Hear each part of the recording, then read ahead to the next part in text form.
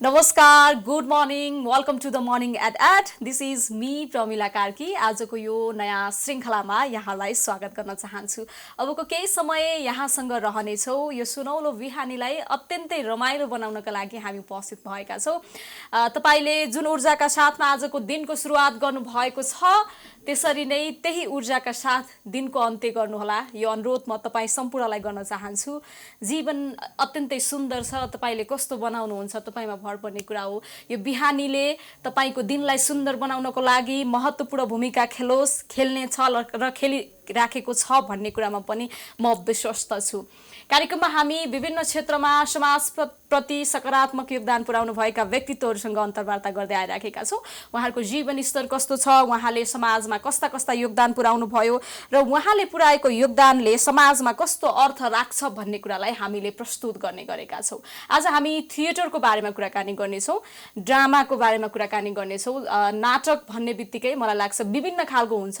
कतिले पब्लिक ठाउँमा विभिन्न खालको एउटा स्टोरीलाई, समाजमा भएको स्टोरीलाई उठाएर ड्रामा प्रस्तुत गर्नुहुन्छ। कसैले अहिले अलिकति व्यवस्थित तरिकाले लामो समयदेखि नै थिएटर हलमा ड्रामा प्रदर्शन गर्दै आइराखेको छ, जसलाई अब हामीले जसको बारेमा अझै विस्तृत रूपमा आजको गेस्ट को हुनुहुन्छ र उहाँसँग कुराकानी गरिसके पछाडि यहाँले थिएटरको बारेमा अझै विस्तृत रूपमा थाहा पाउनुहुनेछ।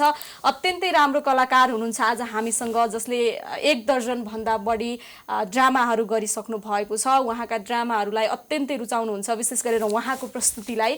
जसले थिएटर हेर्ने गर्नुभएको छ उहाँहरूलाई त थाहा नै छ, नहेर्नेहरूको लागि पनि आजको श्रृङ्खला विशेष रहनेछ। आज हामीसँग थिएटर एक्टर अनिल सुब्बा हुनुहुन्छ। म उहाँलाई कार्यक्रममा स्वागत गर्न चाहन्छु। अनिलजी नमस्ते। नमस्ते। Good morning. मर्निङ। तपाईँलाई कार्यक्रममा स्वागत छ। धन्यवाद। आराम हुनुहुन्छ? एकदम। कस्तो चल्दैछ जिन्दगी? रमाइलो चलिरहेछ। 1 दर्जन भन्दा लगभग बढी तपाईँले ड्रामा अहिलेसम्म नाटक गरिसक्नु भएको छ। नाटक जीवन हो कि जीवन नाटक हो? यो ठ्याक्कै चाहिँ भन्न सक्दिनँ म पनि। हामी सबै प्रयास गरिरहेका छौँ केही गर्नलाई, नाटकभित्र जीवन खोज्नलाई। अनि त्यो प्रयास गर्दा गर्दै कोही बेला नाटक जीवन जस्तो हुन्छ, कोही बेला जीवन नाटक जस्तो हुन्छ। तपाईँको जीवन चाहिँ के जस्तो छ? खै यही जस्तो भन्न सक्दिनँ म, तर जीवनलाई सरल सहज बनाउने प्रयास चाहिँ गरिरहेको छु म। त्यही अभ्यासमा चाहिँ छु। तपाईँ इलाममा जन्मिनु भयो होइन? हजुर हजुर। त्यहाँबाट बिलोङ गर्नुहुन्छ। लगभग 1 दशक भयो तपाईँले नेपाली ड्रामामा आफूलाई व्यतीत गर्नुभएको। तपाईँ प्रोफेसनली थिएटर एक्टर हुनुहुन्छ। तपाईँका प्रस्तुतिहरूलाई अत्यन्तै रुचाउनुहुन्छ। विभिन्न मञ्चमा यहाँले प्रस्तुति दिँदै आइराख्नु भएको छ होइन? नेसनल इन्टरनेसनल मञ्चहरूमा पनि यहाँलाई देख्न सकिन्छ होइन? विशेष गरेर आज हामी थिएटर एक्टरहरूको जीवन स्तर कस्तो छ, थिएटरको अवस्था कस्तो छ भनेर हामी कुराकानी गर्नेछौँ। अलिकति तपाईँलाई मैले इलाममा बाल्यकाल कस्तो थियो तपाईँको? तपाईँले कसरी म चाहिँ एक्टर हुन्छु, त्यो पनि थिएटरको ड्रामा गर्छु भनेर तपाईँले कसरी सुरुवात गर्नुभएको थियो? बाल्यकाल अहिले सम्झिँदा चाहिँ त्यो त्यस्तो धेरै उटपट्याङ त गरेन मैले। हजुर। घरमा मभन्दा अगाडि मेरो 4-5 जना दाइ दिदी हुनुहुन्छ। अनि उहाँहरूले जतिको उहाँहरू अब म हुर्किँदाखेरि त बाहिर गइसक्नु भएको थियो। अनि त्यही भएर पनि त्यस्तो धेरै दाइ दिदीको जति दुःख चाहिँ भएन मलाई। अनि मान्छेहरू बाल्यकालमा दुःख थियो यताउता भन्ने हुन्छ नि। अनि म सोचेर आएको पनि होइन। एक त मेरो दाइ दिदीहरू गाउँमा सामान्य अब नाटकहरू गर्नुहुन्थ्यो। अनि त्यस्तो राम्रो नभए पनि जे होस् मेरो घरबाट त्यस्तो त्यो ब्याकग्राउन्ड नभए पनि यो देउसे नाचहरू हुन्छ नि, अनि यस्तो लगायतमा चाहिँ मेरो दाइ दिदीहरू इन्भल्भ हुनुहुन्थ्यो। चाहिँ त्यही कुराले इन्सपायर गर्यो होला मलाई। भनेपछि तपाईँ आफूले चाहिँ त्यहाँ ड्रामा गर्नुभएको थियो कि थिएन इलाममा हुँदाखेरि?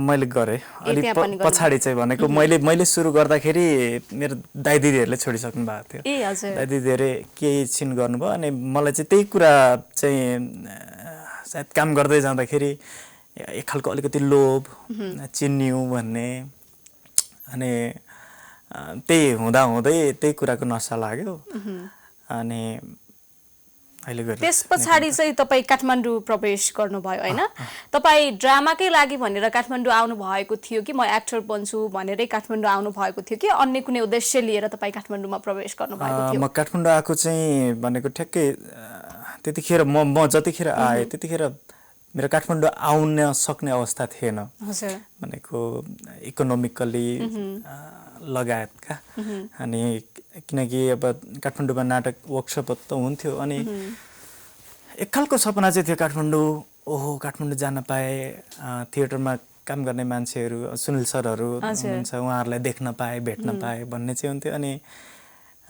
म त्यही अवसर चाहिँ शिल्पी थिएटरको एउटा वर्कसप थियो 3 मन्थको अनि त्यसको लागि इलामबाट एकजना आर्टिस्ट चाहियो भनेर चाहिँ उहाँहरूले भन्नुभएको रहेछ अनि हाम्रो थिएटर भन्दा पनि अर्को एउटा थिएटर छ इलाममै अनि उहाँहरूबाट चाहिँ एकजना मेम्बर पठाइदिनु भन्नुभएको रहेछ अनि उहाँहरूले हामीलाई कन्ट्याक्ट गर्नुभयो त्यो जुन थिएटरबाट चाहिँ अहिले ठ्याक्कै आउने मान्छे छैन तिमीहरूको थिएटरबाट कोही छ भने जाऊ न त भन्नुभयो अनि हुन्छ नि त भनेर अनि गएर मसँग अब भाडा पनि थिएन अनि दाइहरूले नै मलाई भाडा दिएर पठाउनु भएको ए ओके तपाईँले भाडा मात्रै लिएर आउनु भयो कि त्यो बाहेक एक्स्ट्रा पैसा पनि लिएर काठमाडौँ आउनु भएको थियो मसँग जम्मै मलाई दाइहरूले 5000 दिनुभएको थियो अनि 2000 आउनलाई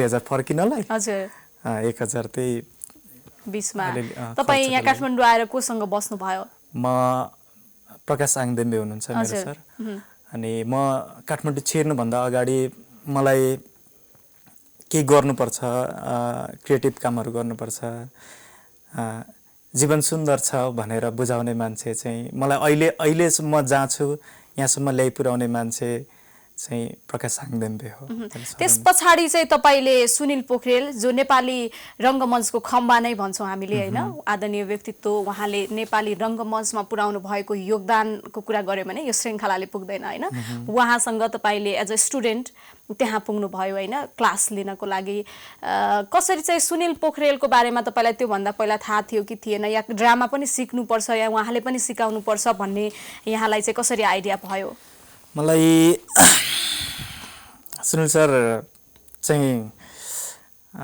म काठमाडौँ आउनुभन्दा अगाडि नै थाहा थियो सुनिल पोखरेल हुनुहुन्छ उहाँले चाहिँ नाटक गर्नुहुन्छ नाटक सिकाउनुहुन्छ भन्ने थाहा थियो अनि पहिला गुरुकुलको बारेमा मैले मेरो दुर्भाग्य मैले गुरुकुलमा छिर्न त पाइनँ थिएटर भेट्न त पाइनँ अनि तर गुरुकुलले निकाल्ने एउटा नेपथ्य भन्ने पत्रिका थियो अनि त्यो त्रैमासिक पत्रिका चाहिँ प्रकाश सरकै थ्रुबाट चाहिँ मैले पाएँ अनि त्यहाँ पढ्न पाउँछ अनि त्यो पढे पछाडि कस्तो अझै त्यो एक्साइटेड चाहिँ थिएँ म अनि पछाडि शिल्पीको वर्कसप पछाडि सुनिल सरको क्लास चलिरहेको थियो अनि त्यहाँनिर अनि मलाई एकदम जाने मन थियो अनि गएँ त्यसरी भेट भएको थियो त्यसपछि तपाईँले सुनिल सरसँग क्लास लिनुभयो कति 3 मन्थको कोर्स गर्नुभयो तपाईँले तपाईँले पहिलोचोटि काठमाडौँ आइसकेपछि गरेको ड्रामा चाहिँ कुन थियो त्यो येल्लो कमेडी भन्ने थियो अनि त्यो चाहिँ सोलो पर्फर्म गराएको थिएँ मैले येल्लो कमेडी सोलो पर्फर्म लगभग 12-15 मिनट कतिको थियो शिल्पीमा भएको थियो तपाईँ अब सोलो पर्फर्म गर्ने एउटा राम्रो एक्टर पनि हुनुहुन्छ तपाईँको त्यस पछाडिको अर्को ड्रामाहरू पनि हामीले सोलो पर्फर्म गरेको हामीले देखेका छौँ होइन तपाईँलाई अनिल सुब्बा भनेर धेरैले रुचाउनु भएको तपाईँको प्रस्तुति रुचाउनु भएको या तपाईँले गर्नुभएको नाटक चाहिँ धेरैले रुचाउनु भएको कुन चाहिँ ड्रामा हो जसले गर्दा तपाईँलाई आजसम्म पनि चिनाइराखेको छ लास्ट टाइम मैले गरेको सायद हुनसक्छ जिउँदो आकाश हुनसक्छ त्यो पछाडि चाहिँ म आफैलाई पनि धेरै कुराहरू रियलाइज भयो काम गर्दै जाँदाखेरिको हुन त अब सबै नाटकहरूले केही न केही त सिकाएरै जान्छ तर त्यो पछाडि चाहिँ अलिकति हो कि धेरै सरहरूले पनि त पनि गर्न सक्छस् कि के हो भन्नु हुँदाखेरि चाहिँ हो कि जस्तो चाहिँ लागेको मलाई। हजुर हजुर, कुन कुन मञ्चमा तपाईँले यो ड्रामा चाहिँ प्रस्तुत गर्नुभयो? सुरुमा जिउँदाका सर्वनाममा भएको थियो, सर्वनाममा। अनि त्यो पछाडि हामीले बाहिर लगाएको थियौँ भनेको फेस्टिभल, इन्डियाको त्यो नेसनल स्कुल अफ ड्रामाले गर्ने फेस्टिभलमा पनि तपाईँको एनएसटीमा पुग्यो। अनि पोखरा झापाको केही ठाउँ, ललितपुर भएको थियो। अरू पनि प्लान थियो तर बिचमा त्यही प्राविधिक गडबडीले गर्दाखेरि चाहिँ भएन। तपाईँलाई अत्यन्तै धेरैले मन पराउनु भएको र तपाईँको प्रस्तुतिलाई मन पराउनु भएको नाटक चाहिँ जिउँदो आकाश थियो होइन? त्यसबाहेक तपाईँलाई आफूले पनि गरेको अत्यन्तै मन परेको ड्रामा चाहिँ त्यो बाहेक पनि अरू कुनै छ कि या तपाईँलाई त्यही ड्रामा नै अत्यन्तै मनपर्छ?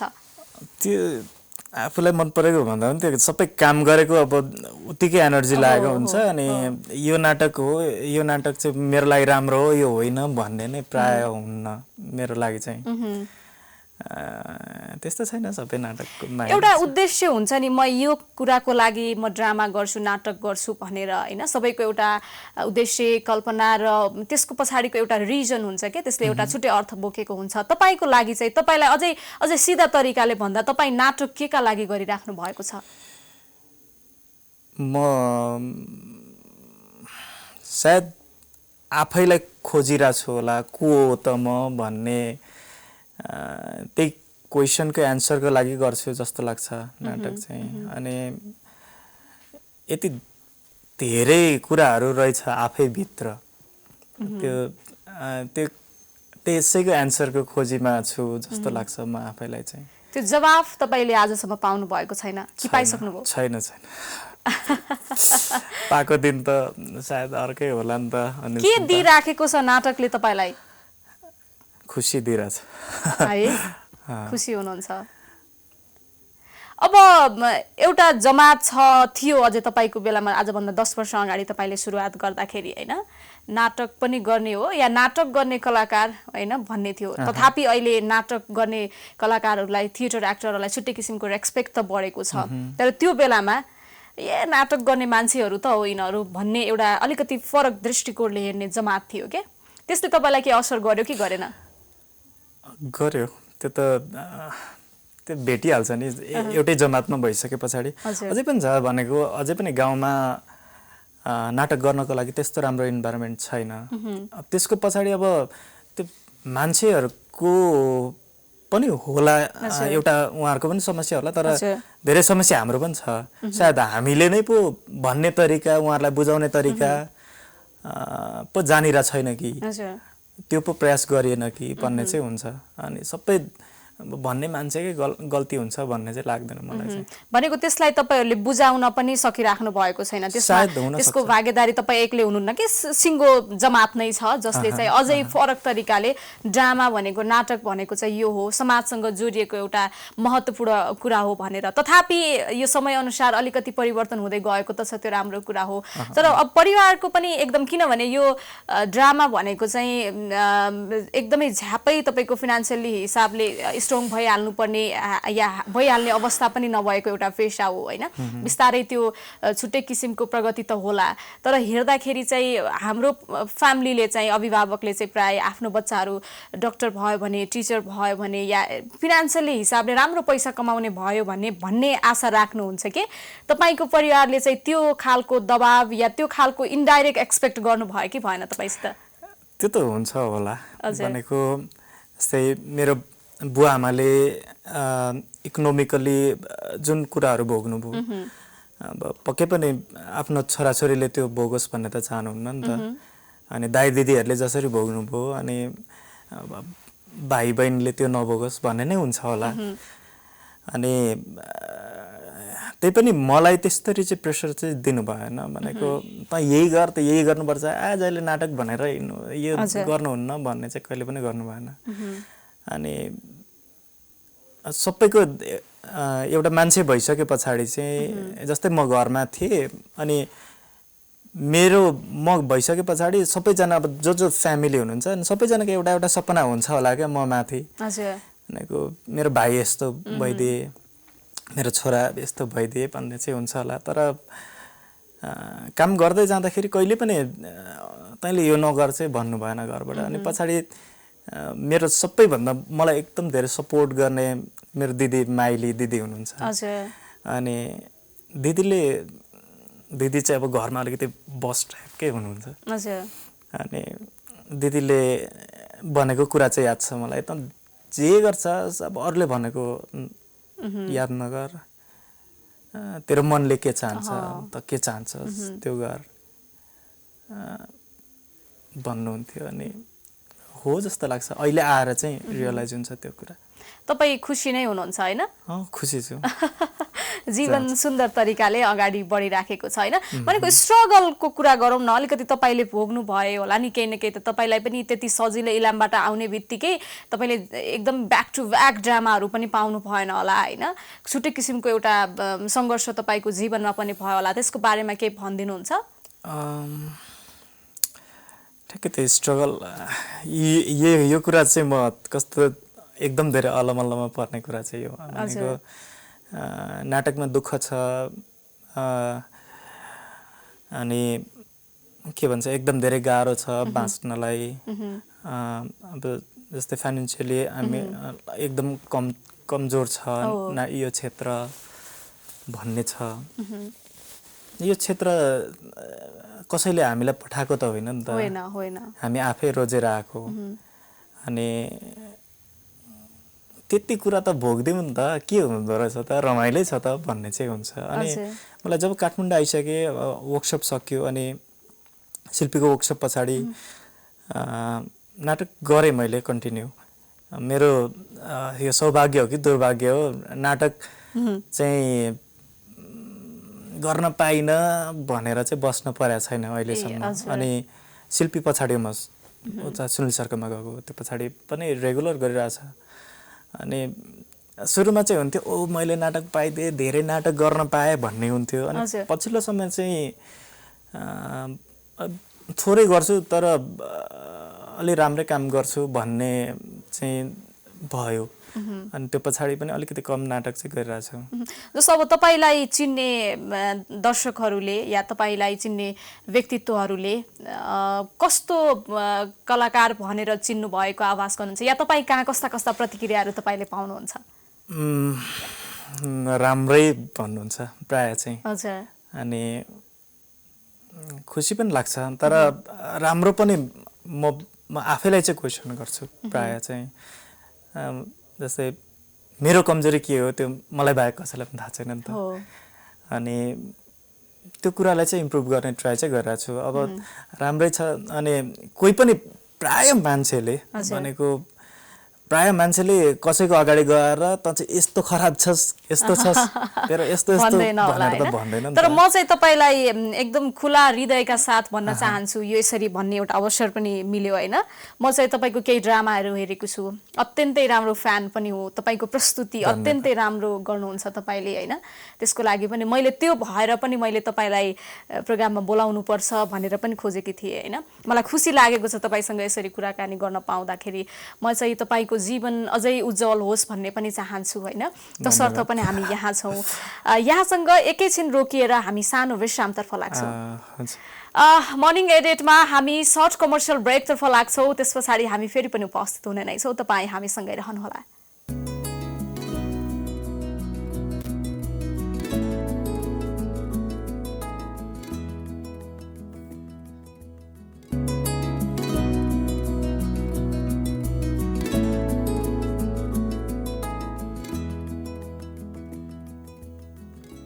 अलराइट, यो सानो विश्राम पछाडि मर्निङ एडिटमा यहाँलाई पुनः स्वागत गर्न चाहन्छु। अनिलजी, तपाईँलाई पनि पुनः स्वागत गर्न चाहन्छु।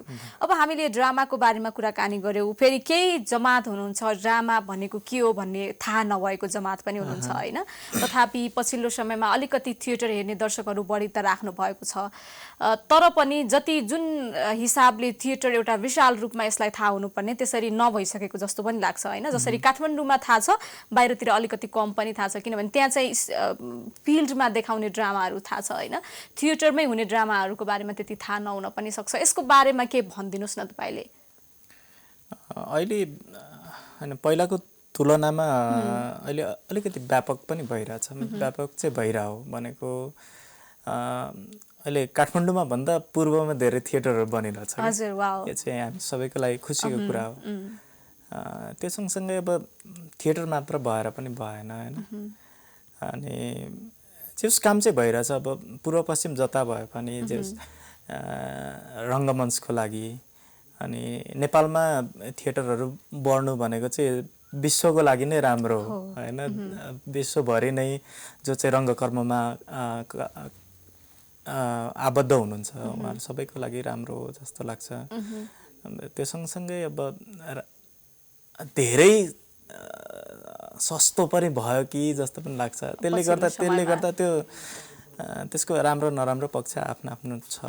तर आइरहेछ भइरहेछ कामहरू बिस्तारै बिस्तारै हुन्छ भन्ने चाहिँ लाग्यो। नाटक भनेको चाहिँ के हो खासमा? यो चाहिँ कडा क्वेसन यही भनेर नै थाहा छैन। तर सबैको आफ्नो डेफिनेसन हुन्छ होइन।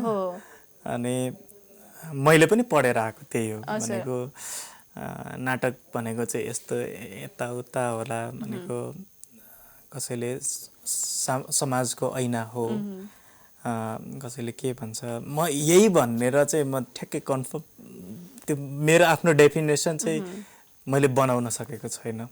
त्यसैको खोजीमा छु। अब समाज नाटक जस्तै छ कि नाटक समाज जस्तै छ भन्ने पनि एउटा प्रश्न छ के? तपाईले यसको बारेमा के भन्नुहुन्छ? खोइ थाहा छैन। थाहा छैन है।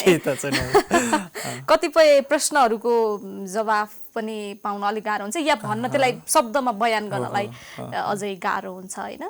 तथापि अब नाटक भन्दा जति सजिलोरी भन्न सकिन्छ नि यो अत्यन्तै गहिरो पनि छ गाह्रो पनि छ। जस्तो एउटा ड्रामा तयार गर्नको लागि तपाईहरू धेरैजनाको त्यहाँ भूमिका हुन्छ, धेरै दिन लाग्छ होइन। त्यस पछाडि फेरि तपाईहरू एभ्रीडे त्यहाँ पर्फर्म गर्नुहुन्छ, 15 दिन 1 महिना कति टाइमसम्म तपाईहरू पर्फर्म गर्नुहुन्छ भनेर। सो भनिदिनुहोस् न सामान्यतया एउटा नाटक तयार हुनको लागि चाहिँ तपाईँको अनुभवले चाहिँ कति समय लाग्दो रहेछ? यति नै समय भन्ने त्यो ठ्याक्कै चाहिँ हुन्न। अब अनि कुनै कुनै मैले गरेको मेरो आफ्नो एक्सपिरियन्स चाहिँ कुनै नाटक मैले 15-20 दिनमा पनि गरेछ। कुनै नाटक भनेको 6-7 महिना जति रिहर्सल गरेर पनि गरेछ म आफू तयारी हुनको लागि। अनि ठ्याक्कै यति समय भन्ने चाहिँ हुँदैन। तर अलिकति टाइम लिएर गर्यो भने चाहिँ त्यसले चाहिँ बेटर रिजल्ट दिन्छ भन्नेमा चाहिँ विश्वास गर्छु म। अब तपाईहरू 1-1.5 घण्टा कतिको हुन्छ अब लाइभ पर्फर्मेन्स गर्नुहुन्छ होइन। यो एकदमै च्यालेन्ज कुरा पनि हो। मलाई एकदम खुसी लाग्छ कि यो थिएटर एक्टरहरूसँग भेट्दाखेरि होइन उहाँहरूले दिनुभएको एउटा योगदान मेहनत अनि फेरि छुट्टै किसिमको एउटा लगाव चाहिन्छ के। जस्तो तपाईले थिएटर गर्छु भनेर म 4-5 दिन दिन्छु भनेर आउनेहरू पनि हुन्छ क्या। म 1 महिना मात्र दिन्छु भनेर त्यतिले पुग्दैन नि त। किनभने त्यो तपाईहरू वर्षौंदेखि त्यहाँ मेहनत गरिराख्नु भएको हुन्छ अनि कति समय पछाडि एउटा राम्रो कलाकार भएको हुन्छ होइन। तथापि पनि एकदम गाह्रो कुरा हो यो। तर यसलाई अलिकति हल्का रूपमा लिएको पनि देखिन्छ। पछिल्लो समयमा एउटा ड्रामा गर्ने अनि म चाहिँ थिएटर एक्टर हो भन्ने खालको जमात पनि छ होइन।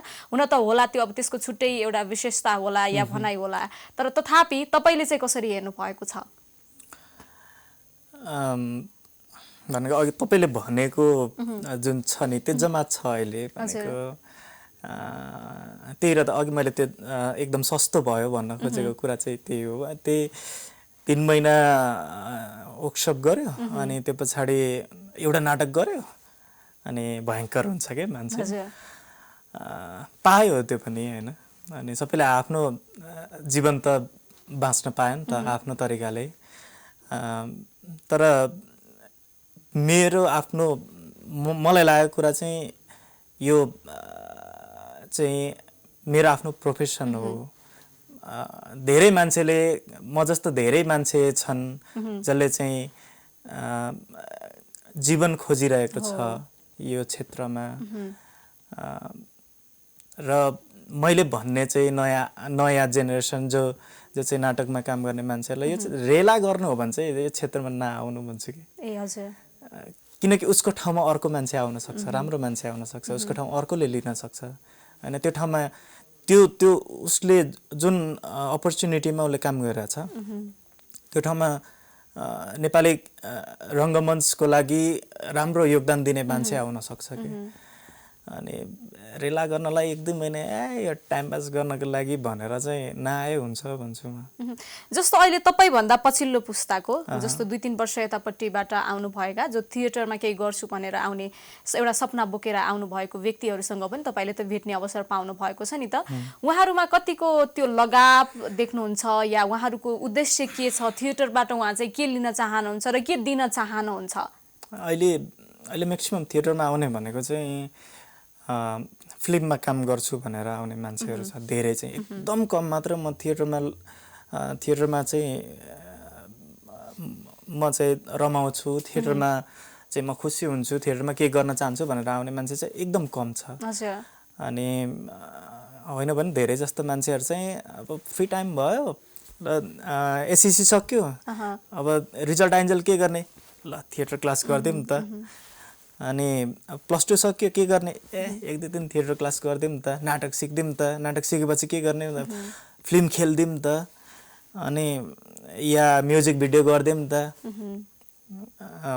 भन्ने हुन्छ क्या। अनि एक खालको त्यो मान्छेलाई दाइहरूको काम देखेर मान्छेलाई भ्रम पनि के छ भन्दा ल थिएटरमा काम गर्ने मान्छे चाहिँ खतरा हुन्छ है, खतरा एक्टिङ गर्छ है भन्ने भ्रम छरिदिनु भएको छ क्या। अनि यसो हेर्दाखेरि अब दया दाइहरूको या सौगात दाइहरूको विपिन दाइहरूको काम हेर्दाखेरि यति त गरिहालिन्छ नि भन्ने त्यो भ्रम बसेको हुन्छ कि मान्छेमा। अनि त्यसले गर्दाखेरि त्यो एक खालको रेला सम्झेर आउने मान्छेहरू धेरै नै भेटिन्छ। हाम्रो वरिपरि ठोकिरहन्छ एउटा नाटक खेल्दिउँ त कस्तो हुँदो रहेछ, रेला होइन कि यो फिल्ड भन्छु कि म चाहिँ, या कुनै पनि फिल्ड रेला गरेर नजाउँ भन्छु कि। त्यसलाई चाहिँ अलिकति सिरियस भएर सोच्नु पर्यो र कुनै पनि पेसालाई चाहिँ तपाईले त्यहाँ जाँदै हुनुहुन्छ भने त्यसलाई रेस्पेक्ट गर्न जरुरी छ, जसले गर्दा त्यसको रिजल्ट पनि राम्रो आउँछ हैन। तथापि त्यो पछिल्लो समयमा अलिकति देखिन्छ गर्नको लागि गरेको हैन, एउटा सपना छैन, उद्देश्य छैन, किन गरिराखेको छु भन्ने पनि लाग्न सक्छ। र अर्को कुरा जस्तो ड्रामाहरू विस्तारै समग्र हेर्दा थिएटरको अवस्था अलि माथि उकासिएको जस्तो लाग्छ, तर थिएटरसँग आबद्ध रहनु भएको व्यक्तिहरूको जीवन स्तरमा के परिवर्तन आयो त भन्ने एउटा प्रश्न पनि हो नि त, त्यो धेरैलाई चासोको विषय पनि हो। त्यो सँगसँगै कतिको गुनासो छ थिएटर बिस्तारै मौलायो, विभिन्न मञ्चहरूमा प्रस्तुत गर्न पाइयो या अलिकति रिसर्च गर्ने पनि मान्छेहरू थपिए हैन, यसलाई अलिक गहन तरिकाले सोच्ने पनि थपिए, तथापि उनीहरूको जीवन स्तर चाहिँ उकास्नलाई अलिकति गाह्रै अवस्था छ भन्ने पनि आजको दिनमा सुनिन्छ। अब त्यसको ज्वलन्त उदाहरण त मैले दिन सक्दिनँ, तर तपाईले भोग्नु भएको छ के हो रियालिटी भन्ने त तपाईलाई राम्रोसँग थाहा छ नि त, के भन्नुहुन्छ? यो सत्य हो। अनि त्यही होला सायद अब हाम्रो जुनै पनि फिल्डमा देशको राजनीतिक अवस्थाले चाहिँ असर गरिरहेको हुन्छ कि। अनि भनेको हाम्रो लागि चाहिँ या हामीलाई बुझाइएको विकास चाहिँ के हो भन्दा चाहिँ बाटो बनिनु या पुलहरू बनिनु मात्रै हो कि हाम्रो लागि चाहिँ हामीलाई बुझाइएको विकास चाहिँ मानसिकता मान्छेको राम्रो मानसिकता बनिनु, मान्छेले राम्रो सोच्नु, राम्रो काम गर्नु या कुनै पनि मान्छे कलाकारितामा लाग्नु, सोसाइटीको लागि केही राम्रो काम गर्नु भन्ने चाहिँ हाम्रो त्यसलाई चाहिँ विकासको रूपमा लिइँदैन कि।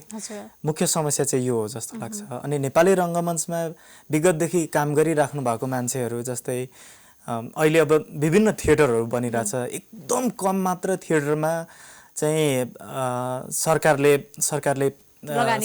लगानी गर्नु भएको छ कि, होइन भने धेरै जस्तो थिएटरमा चाहिँ उहाँहरूले आफै दुःख गरेर निर्माण गर्नुभएको भवनहरू छ कि।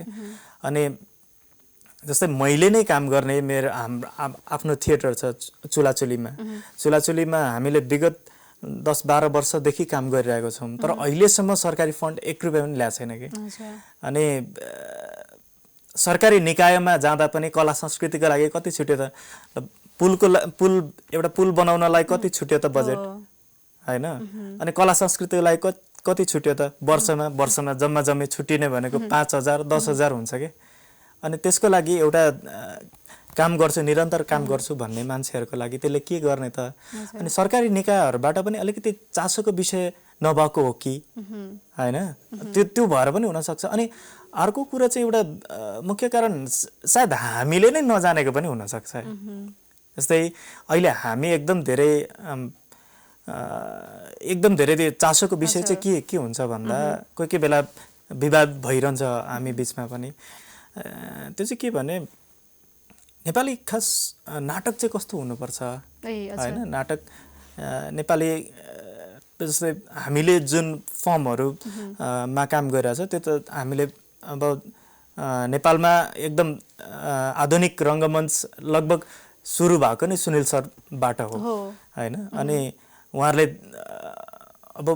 अहिलेसम्म हामीले जति पनि रंगमञ्चमा कामहरु गरेर राखेका छौं सबै उहाँहरुकै जस्तो हो कि उहाँहरूले ल्याउनु भएको कुरा चाहिँ हो कि अनि हामीले नेपाली नाटक चाहिँ कस्तो हो त भन्ने कुरा खोज्नलाई चाहिँ समय लागिरहेछ कि सायद यस्तै कुराहरुले गर्दाखेरि नै हुन सक्छ अनि कलाकारिता मौलिकता कतिको देखिन्छ हामी कहाँ त ड्रामाहरु बनि नै राखेको छ हैन नेपाली रंगमञ्चमा विभिन्न खालका नाटकहरु लागेको हामीले देखि नै राख्छौं अब होला त्यो गुणस्तरीय छैन भन्ने कुरा छुट्टै कुरा हो तर मौलिकता जस्तो कुनै पनि देशको संस्कृति त जोडिएको हुन्छ नि या त्यहाँ यो समाजसँग जोडिएको पाटो हो नि त ड्रामा नाटक भनेको त्यो खालको अवस्था चाहिँ कतिको देख्नुहुन्छ जस्तो हामी कहाँ उत्पादन हुने नाटकहरुले हाम्रो समाजलाई प्रतिनिधित्व गरिराखेको छ कि छैन अहिले पछिल्लो समयमा त्यसैको प्रयास गरिराको हो हामी सबैजना अनि अब यही हो नेपाली शैली यही हो भन्ने चाहिँ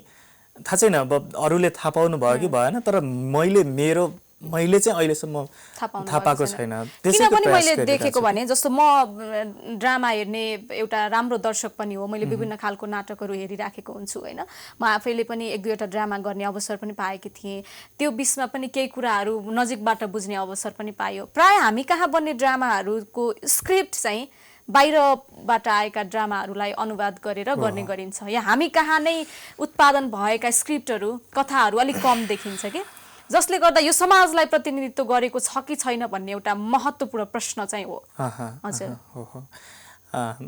जस्तै यो विषयमा चाहिँ प्राय भनेको यता राइटरहरु र हाम्रो जो नाटकमा आबद्ध हुनुहुन्छ उहाँहरु चाहिँ विवाद परिराख्नुहुन्छ के अब यताको के रे जो नाटक लेख्ने मान्छेहरुले राइटरहरुले चाहिँ नाटकै लेख्ने भन्ने मान्छे त एकदम कम छ नेपालमा हैन तर अरु साहित्यको क्षेत्रमा कलम चलाउने मान्छेहरुले के भन्नुहुन्छ भन्दा नेपालमा राम्रो डाइरेक्टरै छैन नाटक गर्ने मान्छे छैन राम्रो एक्टरहरु छैन भन्नुहुन्छ अब यताबाट के भन्छ नाटकमा काम गर्ने नाटक लेख्ने मान्छे छैन नेपालमा यो छ के एक खालको विवाद छ यसले गर्दा पनि हाम्रो नाटकहरु एकदम कम आइराछ अनि लगभग अबको प्रयास चाहिँ हाम्रो कुराहरु भन्नुपर्छ हाम्रो कुराहरु आउनुपर्छ हाम्रो आफ्नो पहिचान के हो त भन्ने कुराको खोजी गरिरहेछ मान्छेले अब आउला अब यो प्रश्न चाहिँ समग्र रंगमञ्चलाई नै हो हैन तपाई एक्लैले यसको अभिभार लिन सक्नुहुन्न सबैजना यसको भागीदारी हुनुहुन्छ जो रंगमञ्चसँग आबद्ध हुनुहुन्छ र अर्को कुरा हामी कहाँ नाटक हेर्ने दर्शकहरु कस्ता हुनुहुन्छ त हैन कस्ता कुन खालका व्यक्तित्वहरुले बढी नाटक हेरिराख्नु भएको छ भन्ने पनि एउटा जिज्ञासाको विषय हुन सक्छ हैन के भन्नुहुन्छ तपाईहरुले त भेट्नु भएको हुन्छ अहिलेको अवस्थामा चाहिँ एकदम धेरै भनेको यङ एजको मान्छेहरु हुनुहुन्छ हजुर ऑडियन्सहरु चाहिँ अनि खुसी पनि लाग्छ उहाँहरु आउनु भनेको चाहिँ धेरै थोक आउनु हो हजुर हो हैन अनि लगभग अहिलेको एकदम धेरै एज ग्रुप चाहिँ लगभग कलेज पढिरहेका मान्छेहरु हुनुहुन्छ नाटक हेर्नलाई चाहिँ मैले देखेको चाहिँ मेरो नाटकमा चाहिँ त्यस्तो मान्छेहरु भेटेको छ मैले धेरै भनेपछि हामी कहाँ उत्पादन भएका नाटकहरु जसरी भइराखेका छन् ती सबै गुणस्तरीय छैनन् भन्ने कुराहरु पनि यहाँले काई कतै इन्डाइरेक्ट पनि भन्नुभयो त्यो देखिएको कुरा पनि हो म आफैले पनि भन्न सक्ने एउटा विषय हो हैन किनभने मैले पनि ड्रामाहरु हेरिराखेको छु अहिले चाहिँ के भयो भने संख्यात्मक हिसाबमा ड्रामाहरु आइराखेको छ तर गुणस्तरीय आएन के यो हतार चाहिँ किन छ या यो खालको क्रियाकलापहरू चाहिँ किन भइराखेको छ जस्तो लाग्छ यहाँलाई? त्यो त के हुन्छ होला भने एउटा फेजमा गइसके पछाडि चाहिँ मान्छे त्यो भनेको भ्रमको पनि त्यो लेभल हुँदो रहेछ कि। हजुर। सुरुमा आउँदाखेरि के हुन्छ भन्दा अब अलिकति काम गर्यो अनि 1-2 जना मान्छेसँग भेट्यो अनि 1-2 जनासँग फोटो खिच्यो भने ओ म त सेलिब्रिटी हो कि के हो भन्ने एक खालको भ्रम हुन्छ कि। हजुर। अनि 1-2वटा नाटक गर्यो अनि चाहिँ मान्छेलाई अर्को एउटा भ्रम चाहिँ के पलाउँछ भन्दा अब म चाहिँ जे पनि गर्न सक्छु भन्ने हुन्छ कि। अनि त्यो भ्रम भत्किनलाई अलिकति समय लाग्छ अनि डिरेक्सन गरिदिउँ त भन्ने हुन्छ कि। तर डिरेक्सन गर्नु भनेको चाहिँ के हो भन्ने कुरा जबसम्म रियलाइज हुँदैन तबसम्म त्यो त्यस्तो कुराहरू आइराख्ने हो। अनि त्यसले गर्दाखेरि त्यो टाइपको नाटकहरू त्यो टाइपको जुन के भन्छ काम गर्ने मान्छेहरू चाहिँ आइरहेको छ। यो राम्रो पनि हो कि जस्तो पनि लाग्छ कोही कोही बेला चाहिँ। नयाँ पुस्ताहरूको एउटा उपस्थिति त त्यो एकदम उल्लेखनीय नै छ, किनभने जरुरी पनि छ, जसले नयाँहरूले नै नयाँ सोच लिएर आउनुहुन्छ, जुन समाजलाई पनि उहाँहरूले भोगिराख्नु भएको छ। त्यो एउटै छुट्टै किसिमको महत्त्वपूर्ण भूमिका त खेलिराखेको छ। तथापि त्यो चक्करमा हाम्रा ड्रामाहरू कतिको उत्कृष्ट भए, हाम्रा कलाकारहरू कस्ता खालका कलाकारहरू उत्पादन भइराखेका छन् भन्ने कुरा पनि एउटा महत्त्वपूर्ण कुरा हो। त्यो सम्पूर्ण रङ्गमञ्चभित्र पर्नुहुने व्यक्तिहरूले सोच्न पनि जरुरी छ होला, होइन? तपाईलाई पनि त्यो त्यस्तै नै लाग्छ। अब अर्को कुरा, हामी कहाँ चाहिँ तपाईले नै अघि नै भन्नुभयो एउटा ड्रामा गर्ने अनि त्यसपछि थिएटर एक्टर भनेर भन्नु थाहा भइहाल्छ अनि एकदम राम्रो फिल्ममा पनि लिन्छ भन्ने एउटा भ्रम पनि छ र त्यो कतिले गरि पनि राख्नु भएको छ। त्यसले राम्रै फाइदा पनि भयो होला उहाँलाई पर्सनल्ली चाहिँ, होइन? यो चाहिँ किन भइराखेको छ? यो चाहिँ भनेको एक खालको जस्तै हाम्रो केही फिल्म मेकरहरू हुनुहुन्छ जो चाहिँ उहाँहरूले भन्न खोजेको कुरा के हो, उहाँहरू के चाहनुहुन्छ त, यो क्यारेक्टरको बारेमा उहाँहरूले कस्तो क्यारेक्टर खोज्नु भएको भन्ने कुरामा क्लियर हुनुहुन्छ क्या। तर केही यस्तो फिल्म मेकरहरू हुनुहुन्छ नेपालमा जो चाहिँ थिएटरमा काम गर्ने मान्छे चाहिँ खतरा हुन्छ भन्ने भ्रम छ क्या उहाँहरूलाई। अनि त्यही कुरामा म पनि मिसिएको छु एकचोटि, होइन? अनि त्यसैले गर्दा पनि होला, जस्तै अहिले अब फिल्मको अडिसनहरू हुन्छ अनि अडिसनमा जाने बित्तिकै के गर्छौ भनेर सोध्छ अनि नाटक गर्छौ कि गर्दैनौ, वर्कसप लिएको छ कि छैन भनेर सोधे पछाडि अभियसली मान्छेले अनि त्यसैको त्यो एउटा क्वेसनको एन्सर दिनलाई पनि 3 महिना आएर अनि फेरि जाने गर्छन् होला। अब यसको फाइदा बेफाइदा दुवै होला, होइन? अब त्यो मान्छेको लागि राम्रो हुनसक्छ, मेकरको लागि राम्रो हुनसक्छ। तर त्यसले गर्दा थिएटरमा एक खालको भ्रम पनि आउँछ कि। थिएटरमा भनेको थिएटर चाहिँ जम्मी यति मात्रै हो त, त्यो एक खालको फिल्ममा चढ्नको लागि खुड्किलो मात्रै हो त, त्यो बनाइराखेको भन्ने मात्रै देख्न हुन्छ, सक्छौं, होइन? त्यो एकदम चिफ कुरा भयो क्या त्यो कुरा चाहिँ। त्यसको लागि चाहिँ सबैजना अलिकति जिम्मेवारी हुन जरुरी छ। अब तपाईँ त यत्रो लामो वर्ष भयो, तपाईँ त डिजर्भ पनि गर्नुहुन्छ, होइन? चलचित्रमा तपाईलाई एक्सपेक्ट पनि गरिराख्नु भएको छ, किनभने यहाँले जुन किसिमको ड्रामाहरू गरिराख्नु भएको छ। मैले आफै पनि भने म तपाईँको राम्रो शुभचिन्तक पनि हुँ, तपाईँको प्रस्तुति मलाई अत्यन्तै मनपर्छ भनेर। तपाईँको चाहिँ उद्देश्य छ कि छैन चलचित्रको लागि चाहिँ विशेष गरी, या गर्नु भएको छ कि छैन अहिलेसम्म? मैले काम चाहिँ गरेको छ अनि नेक्स्ट प्रोजेक्टहरू तयारी भइरहेछ। एउटा काम गरेको थिएँ, ठ्याक्कै लकडाउन भयो, त्यसले गर्दाखेरि त्यो आउन पाएको छैन। सायद नेक्स्ट इयर आउला। काम त गर्ने हो। अनि एउटा जस्तै नाटक र फिल्म भनेको चाहिँ तलमाथि भन्ने हुन्छ नि, कुन चाहिँ खतरा हो त भन्ने हुन्छ नि, त्यस्तो यही खतरा भन्ने चाहिँ भ्रम छैन। म फिल्ममा गएर भोलि स्टार हुँला यताउता भन्ने चाहिँ छैन मलाई। तर मैले जति नाटकमा अनेस्ट भएर काम गरेँ, म फिल्ममा पनि त्यति नै अनेस्ट भएर काम गर्छु भन्ने चाहिँ छ। गर्छु काम त। त्यो इमानदारी त तपाईँको काममा जहिले पनि देखिन्छ। हामी कार्यक्रमको अन्तिममा छौँ। अन्तिममा चाहिँ अहिले यो अब लकडाउन कोरोनाले गर्दा अहिले त अलिकति नर्मल हुँदै पनि आएको छ सिचुएसन, तथापि थिएटरको अवस्था अहिले एकदमै राम्रो छैन होइन। विभिन्न खालका ड्रामाहरू बनिराखेका छैनन्, थिएटर एक्टरहरू पनि बेरोजगार जस्तै भइसक्नु भएको छ। अब के गर्ने त भन्ने, कति त पलायन नै पनि भइसक्नु भयो होला होइन। यो बिचमा चाहिँ कति फिल्टर पनि हुनुभयो भन्ने कुराहरू पनि हामीले अघि कुरा गरिराखेका थियौँ। सो अहिले चाहिँ कस्तो अवस्था छ सर्टकटमा भनिदिनुहोस् न। अहिले अब कामहरू त भइरहेछ, नदेखिएको मात्रै हो भनेको। हामीलाई अब सबै कुरा खुल्यो, तर हामीले काम गर्ने नाटकघर किन खुल्दैन, नाटकघरलाई किन खुलाउन चाहिँ दिँदैन, पर्मिसन किन छैन, फिल्म हललाई किन पर्मिसन छैन होइन। यो यता अब यो आफ्नो आफ्नो कुरा होला। यहीँबाट पनि देखिन्छ सरकारी पक्षबाट हामीलाई कतिको सहयोग गर्नु भएको छ त कलाकारिता क्षेत्रलाई भन्ने कुराहरू देखिन्छ। अनि अहिले नाटक ठ्याक्कै सो मात्र बाहिर मात्रै नदेखेको, तर भित्री तयारीहरू राम्रै भइरहेछ जस्तो लाग्छ मलाई चाहिँ। धेरै ठाउँ त्यो देखेको पनि छ। अब यो चाहिँ सरकारी निकायबाट पनि ध्यान दिन किन पनि जरुरी छ भनेको, जस्तो राम्रो एक्टरहरू चाहिँ पलायन नहुन्, जसले राम्रो योगदान पुर्याइराख्नु भएको छ रङ्गमञ्चलाई लिएर, उहाँहरू चाहिँ अन्य पेसामा लाग्न नपरोस्, जसले होइन काम त जता पनि गर्न पायो, तर पलायन नै हुनुभयो भने चाहिँ त्यसले कुनै एउटा राम्रो रङ्गकर्मी गुमायो भने त समग्र रङ्गमञ्चलाई नै एउटा घाटा हुन्छ नि त। तसर्थ पनि सबैको ध्यान जान चाहिँ जरुरी छ होला होइन। अन्तिममा के भन्नुहुन्छ? मेरो त ठ्याक्कै यही भन्नु नै छैन। Thank you so much. यहाँले आफ्नो अनुभवहरू सेयर गरिदिनु भयो। रङ्गमञ्चमा तपाईँले पुर्याउनु भएको योगदान पनि अत्यन्तै राम्रो छ। अझै राम्रो गर्दै जानुहोस्, यहाँका प्रस्तुतिहरू हेर्न पाइयोस्, यहाँको उज्जवल भविष्यको हामी कामना गर्छौँ। धन्यवाद तपाईँलाई पनि मलाई यसरी आफ्नो कुराहरू राख्ने मौका दिनुभयो। हजुर, धेरै धेरै धन्यवाद। Thank you so much. Thank you. हामी रङ्गकर्मी अनिल सुब्बासँग आजको श्रृङ्खलामा कुराकानी गऱ्यौँ। उहाँले समग्र रङ्गमञ्चमा देखेका कुराहरू र उहाँको योगदानको बारेमा कुराकानी गरेका छौँ। कार्यक्रम कस्तो लाग्यो प्रतिक्रिया दिनुहोला। भोलिको श्रृङ्खलामा हामी फेरि पनि उपस्थित हुने नै छौँ। यतिन्जेल कार्यक्रम हेरेर बस्नुहुने तपाईँ सम्पूर्णलाई विशेष धन्यवाद दिँदै आजको श्रृङ्खलाबाट म प्रमिला कार्की बिदा चाहन्छु। नमस्ते। तपाईँको बाँकी पल शुभ रहोस्।